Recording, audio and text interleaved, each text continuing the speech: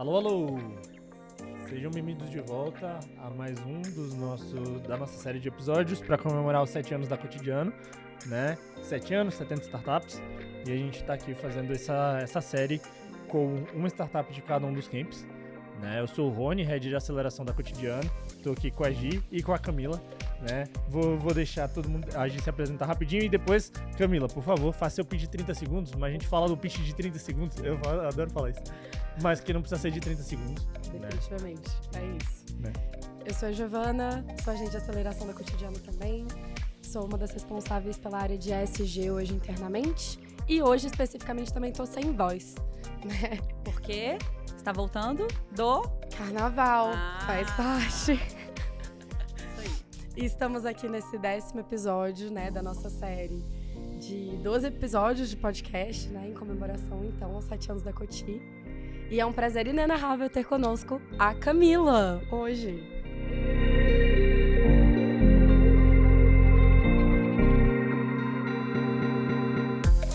Olá, gente. Obrigada pelo convite. Rony, Gi, Cotidiano. Pitch de 30 segundos, né? Sou Camila, sou sócia fundadora da Photoplock e agora de outras novas unidades de negócio que vamos conversar mais pra frente. Tenho 37 anos, já tenho a Photoplock há quase 11. Já vivi praticamente todos os ciclos dentro dela. Posso marcar todas as bolinhas lá de experiência. Já faliu uma startup? Já. A mesma que eu continuo revivendo.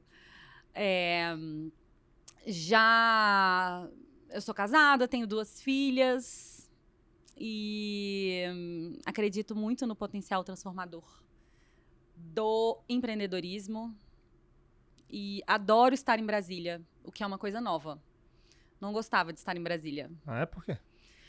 Porque eu achava a cidade muito fria. Eu não conseguia entender por que a gente não tinha bairro, rua, pessoas na rua. Eu não conseguia entender isso. Então eu saía de Brasília e eu via uma cidade normal, com a vida rolando nas calçadas. E eu não identificava a diferença de Brasília. E aí, quando eu comecei a entender que a arquitetura daqui é feita por ETs, né? Tipo, não faz nenhum sentido humano. E eu me conecto muito com o extracosmos. Eu comecei a achar, único, né?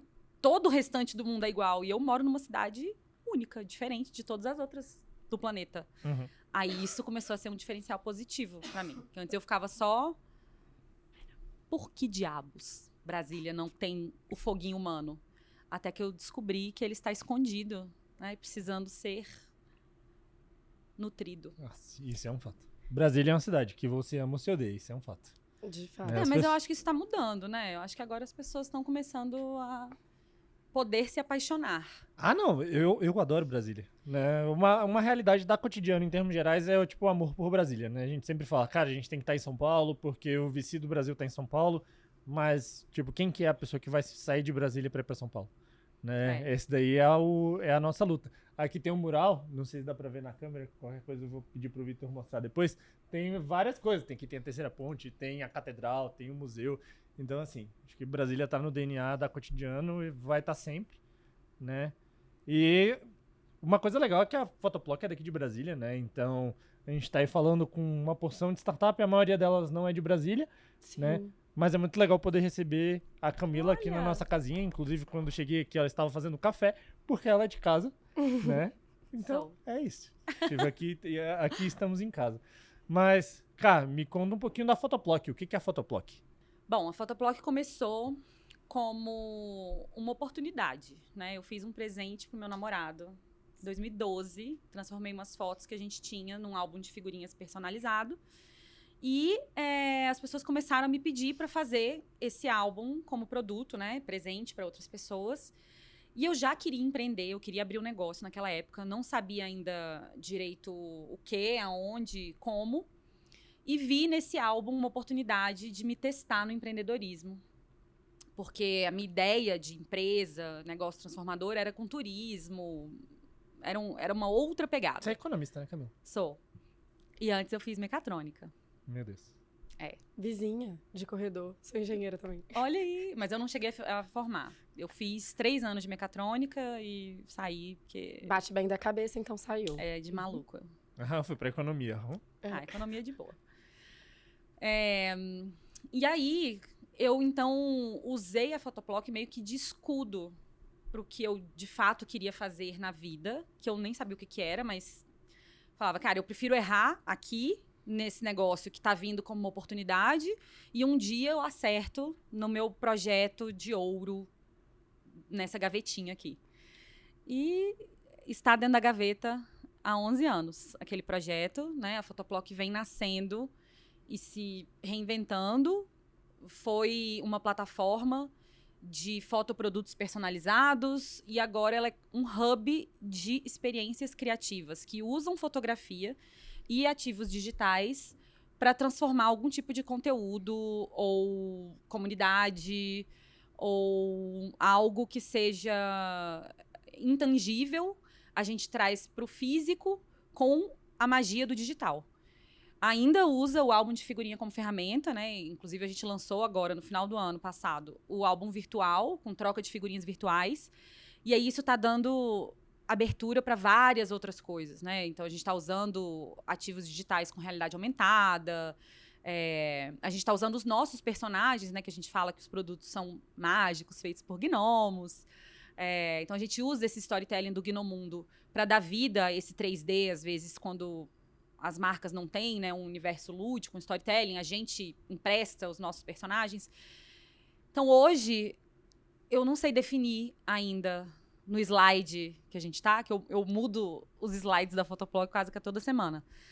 É possível, inclusive, que a gente mude de nome, que a gente passe para Mundo Plock e o Mundo Plock seja uma hub com essas várias unidades de negócio, a Photoplock numa delas, mas aí a gente tem outros tentáculos nascendo agora, neste exato momento. Isso é uma novidade. É um spoiler. Sim, eu não sabia, não tinha a menor ideia. É ideia verdade. Estava aguardando para presenteá-los com esse spoiler. Mas assim, me conta um pouquinho das coisas que a Photoplock já fez. Acho que é uma coisa interessante da gente estar comentando, porque já aconteceu muita coisa legal durante essa jornada. Você quer a parte legal? Você já pode? Primeiro para legal? Vamos contar as coisas legais que vocês já fizeram, os clientes legais. Os clientes interessantes que vocês já atenderam, experiências legais, histórias interessantes. Bom, começando pelo final, né? A gente atende o Big Brother pelo 2º ano consecutivo. Apenas. Foi muito legal essa reincidência, né, da parceria com eles, porque realmente funcionou. Então, a gente faz a experiência criativa de fotos do líder.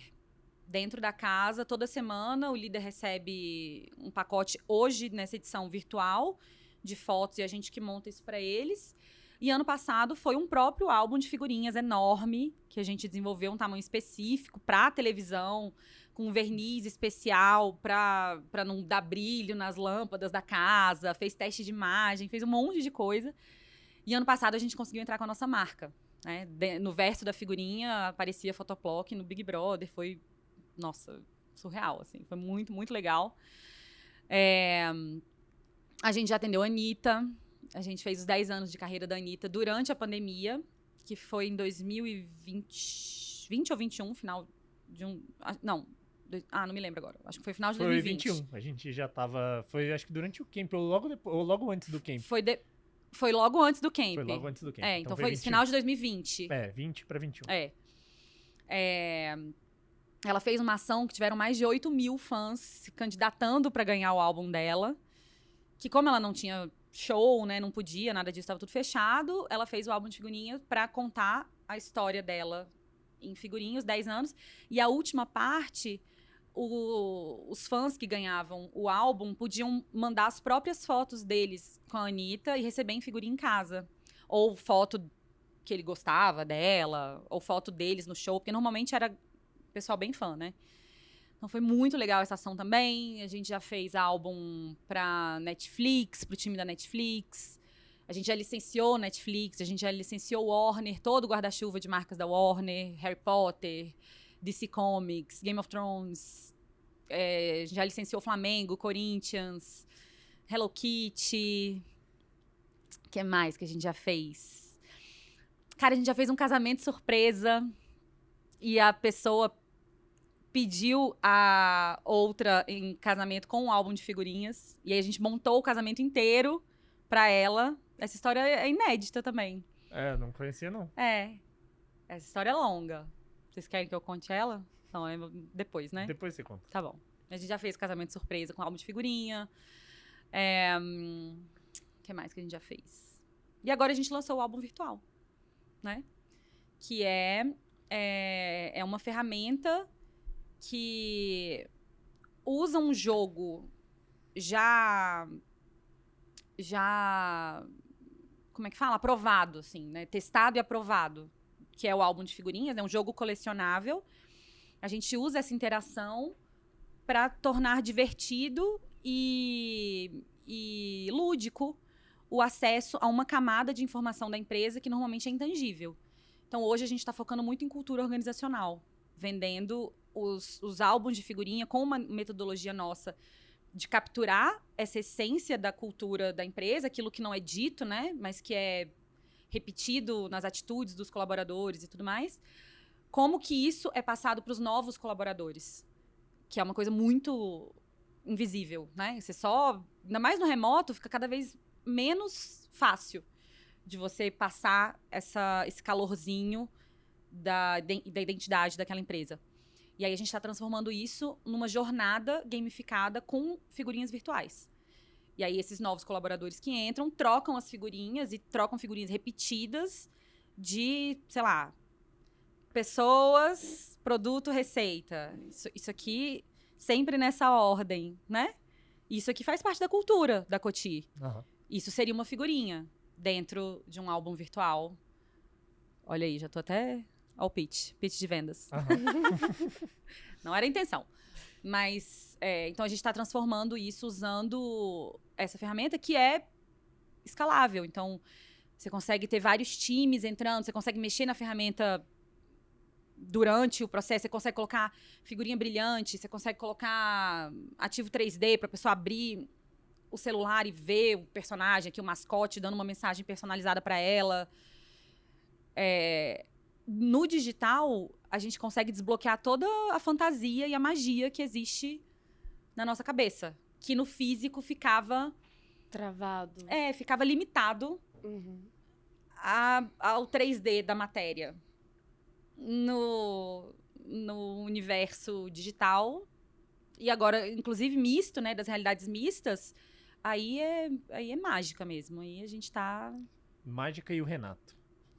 Lá sentado na casinha dele, tipo, pensando em possibilidades. Renato surtando lá, criando todos os tipos de magia digital. É um Merlin da Photopop. Ele é um dos Merlins. Ele é um dos Merlins. E, falando em surtar, naturalmente, né? A gente sabe que empreender não é um caminho fácil. E você já tá nessa há 11 anos. Então, eu imagino que também deve existir uma lista grande aí de colecionáveis de desafios que você enfrentou com a Photoplock. Conta pra gente um pouquinho desses principais desafios, os principais que te vêm à mente aí. Bom, como estávamos conversando antes, né, no cafezinho, a gente ainda está passando pela turbulência, né? Talvez a maior da vida, da história pessoal e profissional. Então, no empreendedorismo, você não tem muito a barreira, né, entre sua vida pessoal e profissional, elas se misturam. Como eu acho que na verdade, todas as vidas se misturam, mas as outras pessoas têm uma cortina de fumaça ali que ajuda na ilusão da divisão. Cara, a gente agora, neste momento, né, desde que... Quando eu estava no Camp 10, em 2021, eu estava me preparando para uma captação, para minha primeira captação. Eu tinha tido um investidor, mas eram 2 investidores anjo, muito lá para trás. E aí a gente falou, não, no primeira leva da pandemia, 2020, a gente teve um ano excelente, né? A gente dobrava de faturamento todos os anos, então a gente fez um caixa super saudável na primeira metade aí da pandemia. E a gente falou, poxa, agora que vai acabar a pandemia, a gente achava que ia acabar em 2021, a gente vai pegar esse consumo de ressaca aí, o pessoal vindo com tudo, né? Que ficaram presos dentro de casa, então agora eles vão viver uma vida incrível, colorida, e vão querer registro disso, e vão viajar, e vão casar, e vão fazer muitas coisas, blá, blá, blá. E aí a gente preparou, a gente deu all-in de novo, né? Com tudo que a gente vendeu e que a gente aprendeu até 2020.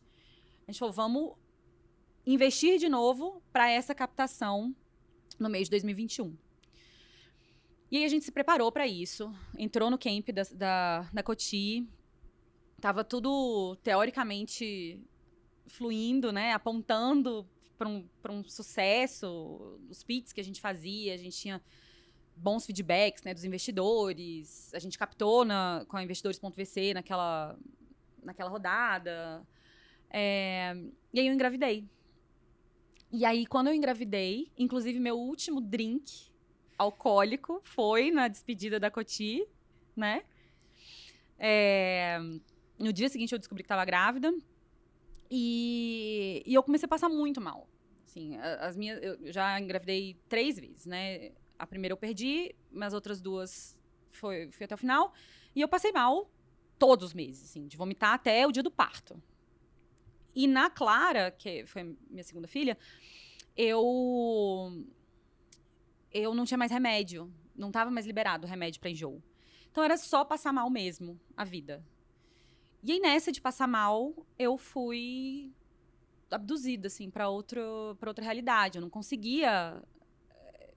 Eu não conseguia ter força para ir atrás de fundo de investimento, para falar com VC. Eu só fazia o mínimo garantido ali das minhas funções. E nem eu saí, de fato, né? Nem eu tive um atestado para falar assim, cara, Camila não pode trabalhar aqui. Tira ela daqui, e aí as minhas sócias assumem. Eu ainda tava, mas não tava. Que foi o pior dos cenários. Porque elas confiavam em mim, para ainda continuar sendo CEO, gestora de fluxo de caixa, times e etc. Mas eu não tava em condição de fazer isso. E aí o resultado foi desacelerando, foi começando a piorar. Eu comecei a não conseguir mais ver os resultados, porque aquilo ia me gerando ansiedade. A dívida começou a aumentar, porque eu comecei a assinar os cheques, né, de empréstimos e passar o dinheiro pra galera, ó, toma aqui dinheiro, sem a gente arrumar o que estava dando errado. Então, a gente consumia recurso próprio, porque não tinha... Próprio, assim, de dentro de casa, né? Não era investidor. Então, foi transformando numa avalanche enorme, né? Quando a gente viu o tamanho do buraco, a gente se desesperou e falou, cara, a gente vai ter que vender a empresa agora. Né? Isso foi mais ou menos outubro de 2021. Aí veio a resposta da Globo, falando, vocês estarão no Big Brother do ano que vem. E aí, quando veio essa resposta, e o próprio time da Globo, ele inflava muito a gente, falando, nossa, vocês vão explodir de vender. Vocês vão arrasar, vocês não vão ter capacidade produtiva. Aí a gente freou o processo de venda, que a gente já estava em negociação com um player. Falamos, não, vamos pro Big Brother. Voltamos com a ideia de captação. Aí foi para captação via equity crowdfunding, que não deu certo. A gente não atingiu o mínimo. E aí foi uma nova puxada de tapete, digamos assim, desse processo, né? Aí eu tive depressão pós-parto. Que aí a Clara nasceu em janeiro, a captação começou a Clara nasceu dia 13, a captação começou dia 17, Big Brother começou dia 21 de janeiro. Uma loucura. Eu com os peitos sangrando, chorando, amamentando, puerpério, todos os hormônios, o negócio não indo pra frente, eu tendo que fazer pitch pra manter investidor animado pra captação. E captação de crowdfunding, você tem que... É quase que um show, né? Você tem que ficar ali animador de torcida pra fazer a galera comprar logo no começo, né, da captação. E eram só 2 meses naquele período, no início do ano. Agora eu acho que a CVM liberou para 6 meses, né, a captação de... E eu tô até vendo captações bem-sucedidas, que não fecham no começo, mas tem uma cauda mais longa e tá fechando. O que tá acontecendo com crowdfunding a gente passou, e acho que bem na época que a gente colocou a captação da Photoplock no ar, a gente estava passando por um momento de mudança macroeconômica muito grande. Sim. Né, que foi a invasão da Rússia na Ucrânia, né, o desaceleração de investimentos em empresas de tecnologia, o começo dos layoffs. Sim. O que aconteceu foi, acho que os planetas se alinharem ali para essa captação não acontecer, até porque, né, até as próprias pessoas que estavam na gestão da plataforma de crowdfunding estavam extremamente otimistas com o sucesso da captação. Sim, né? Sim. A gente ia captar 700 mil, e aí eles mesmos falaram, não, acho que dá para ir mais, dá para ir mais, dá para ir mais. Eu falei, nesse valuation aqui a gente vai até 5 milhões, que era a minha captação de 2021 que eu não consegui fazer. Tava num valuation super saudável para mim, falei, vamos. Aí eles, não, até 1,5 milhão a gente vai. Beleza. Aí a gente conseguiu 700 mil e não chegou a 1 milhão, que era o mínimo, né? Você tem que ter 2/3 para validar a captação. Então, perdemos tudo, não conseguimos. A gente já tinha contratado agência de publicidade, assim, premiada em Cannes. A gente não conseguiu fazer o plano da agência, porque o plano da captação era ativação de marca por causa do Big Brother. Porque a gente não pagou para estar no BBB. E nem a Globo pagou a gente produto, né? Era uma parceria. Então, a gente custeava o produto, beleza, a nossa marca aparecia ali quando dava, show. Pra gente, excelente. Ganho de marca foi infinito, né? A gente saiu, eu não consegui dar entrevista. Tiveram 2 veículos que eu não consegui dar entrevista. De tanto que vinha organicamente as pessoas querendo saber como que uma startup tinha entrado no BBB. E outra, a gente mudou a dinâmica do jogo da casa, né? Hoje o líder recebe foto do feed, ele consegue se ver, né? Dentro do quarto, porque a gente propôs essa dinâmica pra Globo no ano passado. E essa era uma das coisas que eles falavam, isso nunca vai acontecer, né? Nunca que vão deixar você mudar a dinâmica do jogo. Falei, vou tentar, né? O não, a gente já tem. Exato. Então, essa foi uma das coisas que também quando a gente estava falando sobre pontos de elevação da confiança, né? Esse foi um dos momentos que a gente falou, cara, não é qualquer um que consegue, estar dentro da casa, 2, trabalhar com a Globo, que é um nível altíssimo de exigência, de qualidade e de comprometimento, né? A gente tinha uma logística offline no Rio de Janeiro cabulosa, assim, para conseguir entregar do centro. Às vezes as figurinhas era prova de resistência. A gente só ia saber quem era o líder sexta-feira, meia-noite. O cara tinha que entregar lá sábado de manhã. Era sábado de carnaval, tava tudo fechado. Bloquinhos passando pela rua. E a gente tava lá. A gente nunca atrasou nenhum pacotinho. Logística perfeita. Isso dava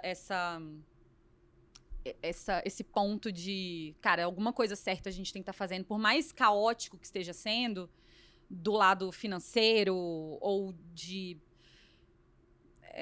decisões, não sei se erradas, mas lentas. Até muito pelo meu estado emocional, não conseguir gerir uma quantidade muito grande de decisões difíceis, eu ia devagarzinho. Mas era devagarzinho. Essa parte de ver funcionando do Big Brother, e a gente ter ido na casa no final, né? Eles convidaram a gente pra ir lá, então a gente entrou na casa. Aí foi uma lavagem, assim, na alma, sabe? Foi tá, eu mereço estar aqui, foi legal, putz, olha o que a gente tá fazendo. A gente tem potencial pra sair dessa lama. Vamos tomar o remédio amargo, porque não é uma coisa que você resolve em meses, né? É um processo de 1, 2, talvez 3 anos. Então, a gente está agora exatamente no meio desse processo. Estancando todos os sangramentos, custo fixo já controlado, receita começando a voltar a dar sinais de saúde, mas ainda a gente negocia com fornecedor, a gente ainda tem que negociar todos os atrasos para trás, as dívidas bancárias, ainda os próprios sócios ainda estão revendo as suas participações, quem quer continuar, quem não quer continuar, que novas pessoas vão entrar para fazer, que olham essa macarronada e falam, cara, genial, que legal. Agora que eu estou mais saudável mentalmente, eu consigo olhar para isso e ver um desafio. Antes eu via uma tortura psicológica constante. Tipo, acordar e pensar, cara, eu tenho mais X horas até das 6 horas e eu poder parar de responder as mensagens de todo o universo, me cobrando, não só me cobrando dinheiro, me cobrando decisão, me cobrando posicionamento, time me cobrando presença, me cobrando energia. Não dava. Era, né? Enlouquecedor, praticamente. E eu acho que isso vem justamente por aquilo que você falou, de quando você é empreendedor, você não tem a cortina de fumaça separando a sua vida profissional da sua vida pessoal, né? Existe muito da integralidade da vida, né? De, tipo, os seus amigos acabam vindo do teu trabalho, a sua vida acaba se misturando muito com o seu trabalho, o seu sucesso no trabalho vem pra tua vida pessoal, Total. os teus fracassos, tipo, vêm pra vida pessoal. E é uma realidade de empreendedores, de fundadores de startup, porque assim, a gente vive num mundo de altos e baixos, mais baixos do que altos, né? Mas com objetivo, com sonho, com propósito que guia a gente nessa nossa jornada. Mas problemas de fundadores de startup em relação a burnout, em relação a depressão, ansiedade, são comuns, né? E eu acho que isso é uma coisa interessante. Até perguntando de ti, quais foram os aprendizados que você tirou nessa sua jornada em relação a quais são as suas maneiras de se proteger de isso voltar a acontecer, né? Com base nos seus aprendizados. Seja Legal. de limites, de gerenciamento de estresse.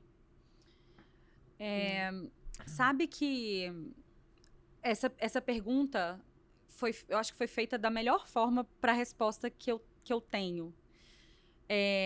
Quando a gente acha que a gente precisa se proteger, às vezes a gente acha que é levantar uma barreira, né? Um limite, até aqui eu vou, daqui eu não passo.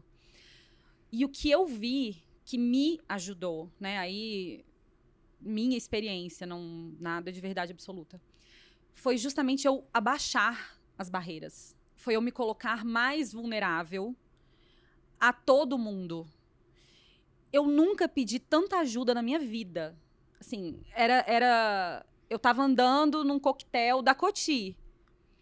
E o Saulo e o Diogo, da Origem, no café... Sabe quando você encontra assim, tá ali comendo um risole e fala, ih, tá tudo bem? Eu falo, não. Não. Aí eles, oi, como assim? Era né, uma resposta cordial. Não tá, cara. Tô sofrendo mesmo. Aí eles, não, senta aqui, vamos conversar. A gente saiu daqui, desse coquetel, foi pro McDonald's continuar a conversa. O Diogo e o Saulo me ajudaram pra caramba. Porque é isso, quando você expõe a sua vulnerabilidade, e aí por isso eu até agradeço a captação do crowdfunding, porque colocou a nossa situação financeira no outdoor, né? Todo mundo podia entrar num clique e saber o que estava acontecendo. E aquilo foi tão doloroso naquele momento, mas depois, já que tá tudo aberto mesmo, não tem mais o que esconder. Vou buscar ajuda, abertamente, né? Vou abrir isso para as outras pessoas, vou abrir isso para o time, vou abrir. Porque eu tava acumulando em mim, só em mim, como a super-heroína. Isso talvez seja o maior aprendizado, que normalmente founder acha que é o super centralizador, é uma autorresponsabilidade quase tóxica, que você impede que as pessoas da sua volta se responsabilizem junto com você. E às vezes eles querem isso, eles querem compartilhar da responsabilidade, mas você não deixa. Porque você fala, não, a empresa é minha, eu sou majoritário, né? Eu que sou foda, eu que assumo meus BOs. Quando não é assim, você não cresce desse jeito, você afunda. E quanto mais eu abrir, quanto mais eu me permitir a vulnerabilidade e falar abertamente, gente, hoje eu tô mal mesmo. Hoje, gatilho de mini-morte, né? Eu chamava as crises de pânico de mini-mortes. Então, mini-morte, tô off. Daqui a pouco eu volto. Tá, aí eles já sabiam que, não podiam contar comigo naquela hora. Era diferente de quando eu tava passando mal e eu não conseguia externalizar o quão mal eu estava e as pessoas já achavam que podiam contar comigo. Eu queria ser a super-heroína e dizer que eu tava lá, mas não tava. Então, foi abaixando essas barreiras e trazendo muito mais da minha sensibilidade, intuição, da emoção de estar vivendo aquilo, tirando um pouco também da culpa disso tudo ter acontecido e falando, cara, em algum momento, antes da gente nascer, a gente escolheu estar na 3D, né, vir para a densidade da matéria e viver essas experiências de alegria, de tristeza, de frustração, de ansiedade. Eu comecei a tirar um pouco o peso também das emoções negativas e falar, poxa, eu sou um ser humano, olha que legal. Eu sofro, olha que legal. Isso é interessante, né? Se eu fosse um anjo, eu estaria sofrendo. E eu me sentia também muito... eu não tinha coragem de mostrar esse lado mais intuitivo, né? De trazer também energias e conversas sobre isso para o ambiente de trabalho. Eu deixava isso só dentro da minha... Pessoal. Então, quando eu abri isso também, eu comecei a ver o tanto que isso ajudava o meu próprio time, ajudava outros empreendedores ou outras pessoas que estavam vivendo processos X, Y, Z nos seus negócios, na vida. Tanto é que eu abri um podcast. É um formato diferente. Assim, é um grupo do WhatsApp que eu mando áudios, podcasts, né? Tipo assim, normalmente tem uns 18, 20 minutos. E que eu comecei no meio do ano passado. No ápice da crise, eu falei, gente, olha só. Vou compartilhar minhas minhocas com vocês. Não quero respostas, não quero coitadismos, pesar, parabéns, não quero nada. É uma coisa fechada, só eu falo. Por favor, não falem comigo no privado. Se isso for bom pra vocês de alguma forma, fica aí. Se não for, pode sair do grupo também, tá tudo bem. Não precisa me falar nada. Eu só preciso tirar de dentro de mim. E aí eu comecei a fazer essas catarses, né, de deixar as minhas conexões, entendendo tudo que estava acontecendo, ou simplesmente compartilhando um sentimento de alguma coisa pontual que acontecia. E as pessoas não se seguravam, me davam feedbacks no privado, falando, gente, eu fico esperando a hora que você vai mandar isso, porque é a melhor hora do meu dia. Assim, eu não me sinto um ET vivendo os dramas sozinhas. Então eu comecei a ver que tem muito mais Camilas e mini-mortes e coisas que não são faladas, que são veladas. E eu gosto dessa minha parte de abrir isso pro mundo, porque eu sinto que poucas pessoas têm, sei lá, coragem, talvez, de compartilhar quando não é uma jornada do herói. Uhum. Que eu ainda não posso falar que, olha, vivi tudo isso e agora faturo milhões, e agora minha casa não vai ser penhorada. Não, eu ainda estou com todas as espadas na minha cabeça. E eu acho que compartilhar esse tipo de processo durante o processo vai ser muito mais valioso, qualquer que seja o resultado depois. Porque é uma coisa de vida real. E eu aprendi a gostar disso. Porque eu só gostava da jornada do herói. É o que a gente é ensinado a gostar, né? É. Mostrar só o bom, bonito. No Hard Things About Hard Things, o lado difícil das coisas difíceis, o Ben Horowitz fala muito sobre isso, sobre o capitão do navio em tempos de guerra, né? Em tempestade, que é tipo... Não é fácil. Empreender não é fácil. É difícil conseguir ter essa visibilidade, trazer isso pra si, pra transformar uma coisa que pode ser uma fraqueza em uma força, porque no final das contas, quando você ganha consciência, é muito mais difícil aquilo te abalar, Sim. porque você se conhece mais que qualquer pessoa, né? Inclusive as partes dentro de você que não estão ali o tempo inteiro, né? E que não são óbvias e superficiais para as outras pessoas enxergarem, né? E você transforma isso na sua força quando você está tocando o seu negócio. Uma coisa que a gente estava conversando também Photoplock está no meio do furacão agora, né? Não é no meio do olho do furacão, estamos no furacão. Estamos, né? na tempestade. Na tempestade. Mas a gente está olhando o sol do lado de fora do furacão. Sim. Né? Me conta quais são as perspectivas positivas, né? O que o futuro reserva para Photoplock, né? Quais são as coisas que estão te deixando animada, né, nessa sua jornada? Tá. Bom, uma das coisas que essa avalanche exigiu da gente, né, foi abrir novas frentes de receita. A gente falou, tá, vender álbum de figurinha no e-commerce lá, tem um limite. Eu tava apostando todo o meu limite naquela unidade de negócio. Por quê que eu preciso ficar focado só nisso? Eu não vendi esse PPT pra ninguém, vou abrir, vou fazer receita, né? E vou fazer receita fora da minha tese, dentro da tese, dane-se a tese. Vou fazer receita aonde tiver tentáculos possíveis. Nessa, eu comecei a atrair alguns talentos que orbitavam a Photoplock pessoalmente ou profissionalmente. E aí veio o Renato,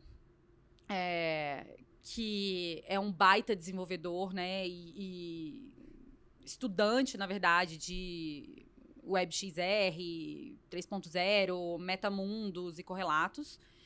Então, eu trouxe ele para o time para desbravar essa frente digital 3D, né? Não um digital e-commerce ou coisas assim, mas o que desse mundo novo pode ser desenvolvido em conjunto com o que a gente já faz, né? De experiências criativas, colecionáveis, com storytelling lúdico, né? Dos gnomos. O que pode ser? Tá aqui. Vai. Dessa célula nasceram algumas unidades de negócio. Então, a gente hoje consegue atender empresas com ativos digitais 3D. Então, a gente gamifica as experiências em realidade aumentada com personagens ou elementos em 3D para essas empresas, porque é uma coisa que a gente faz pra gente, né? Então, hoje a gente tem o Merlin, que quando você abre e fecha a mão aqui, o Merlin fica dançando na sua mão e você vê no celular e as crianças amam isso. Né? A gente tem a nossa embalagem comercial, é um mapa, tipo onde está o óleo, assim, do Gnomundo, e aí você coloca um filtro do Instagram e essa embalagem ganha vida e, putz, a pessoa meio que entra dentro da embalagem. A gente consegue fazer isso para terceiros também. Como se a gente apontasse para cá e esse unicórnio saísse, relinchasse, sei lá, e desse bom dia para as pessoas. A gente começou a destravar nessa unidade qual é o potencial das realidades mistas. E o que é legal é que a gente tem uma ferramenta aplicável para essas realidades, que não é só vou fazer aqui um avatar 3D e você vai colocar um óculos e vai ver. Não, sabe? Isso é o que tá meio pobre ainda quando você fala de metaverso ou NFT. Eles estão fazendo por fazer, em volta da própria tecnologia. A gente tem um jogo validado. E a tecnologia é meio. E aí, a gente tem um jogo, a gente tem um universo, e a gente tá usando a tecnologia para ativar essas duas coisas. Então, essa linha dos ativos digitais tá nascendo agora, tá bem legal. No álbum de figurinha, a gente foi pra parte offline.